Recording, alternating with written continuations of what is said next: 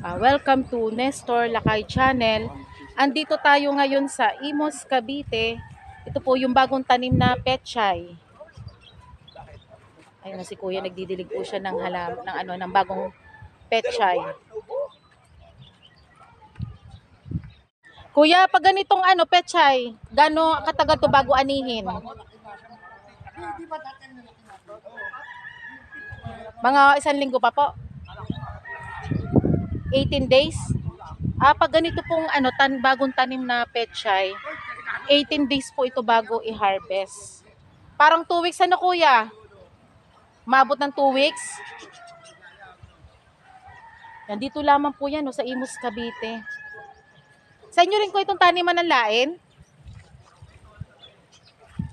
Yan dito may taniman din po ng lain. Ayun, ito po yung bagong tanim nilang pechay. Dinidiligan na po ni Kuya yung pechay. Yan dito lamang po yan sa Imos, Cavite. Ito po yung Green State at ito naman po ang Green Gate. Ito po yung dinadaanan po namin na bukid pagpapunta kami sa Green State.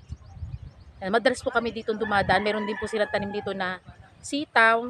Meron din po silang tanim na na gabi.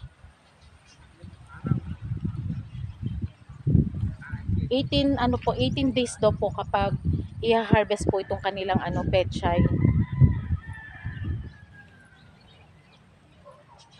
Dito po sila kumukuha ng tubig na pandilig.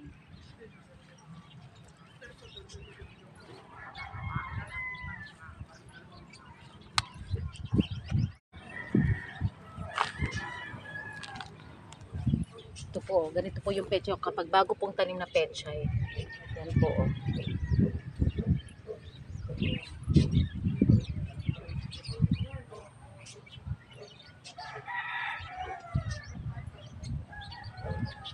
Ganda po ng taniman ng pechay po dito.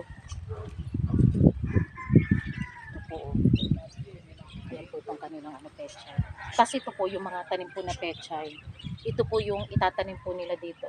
Dito po nila yan ililipat sa bakante po na na pagtataniman. Dito din po nila yan itatanim po isa-isa.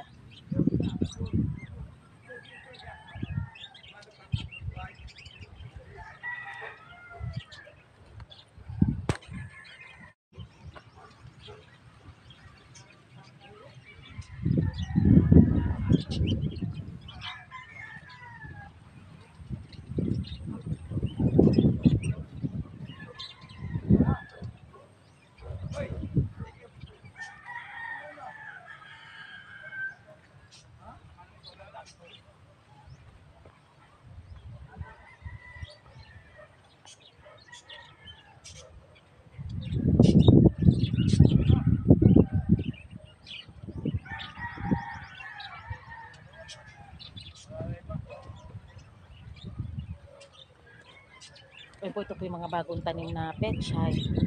At ito din po yung mga pechay po na pinatubo po nila rito. Tapos ito po yung ililipat po nila dito sa may bakante po na taniman.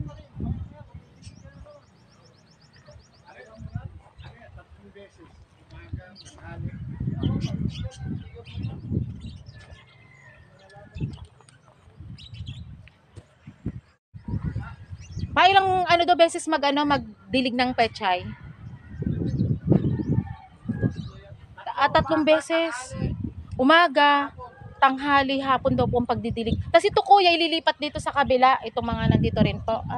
Ito po mga nakatanim dito, ililipat din po nila dito. Dito rin po itatanim nila. Sa ito pong bakanting na to, taniman. At dito po nanggagaling ang kanilang yun yung pang po nila, pandilig, yung pinagkukunan po ng tubig.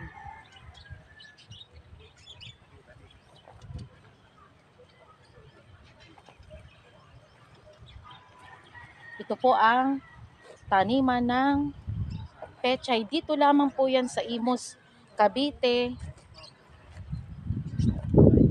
At ito po yung ginagamit ni Kuya na pandilig.